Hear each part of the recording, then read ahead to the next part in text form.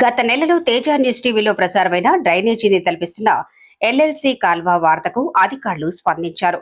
సాగు మరియు త్రాగునీటికి ప్రధాన ఆధారమైన ఎల్ఎల్సి కాల్వ డ్రైనేజీలా మారి నీటి ప్రవాహం నిలిచిపోవడంతో రైతులు తీవ్ర ఇబ్బందులు ఎదుర్కొంటున్నారని ఆ వార్తలో ప్రస్తావించబడింది.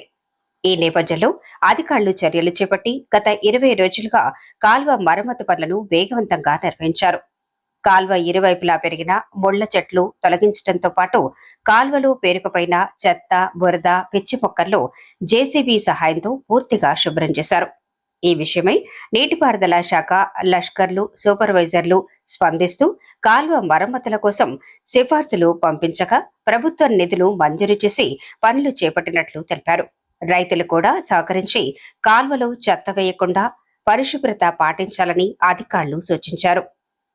కాల్వ మరమ్మతులు పూర్తవడంతో నీటి ప్రవాహం సక్రమంగా కొనసాగుతుందని, ఆయకట్టు రైతులకు సాగునీరు మరియు త్రాగునీరు ఎటువంటి ఆటంకం లేకుండా అందుతుందని రైతులు ఆనందం వ్యక్తం చేశారు. తమ సమస్యను వెలుగులోకి తీసుకొచ్చి పరిష్కారానికి దోహదపడిన తేజ న్యూస్ టీవీకి రైతులు ప్రత్యేక ధన్యవాదాలు తెలిపారు.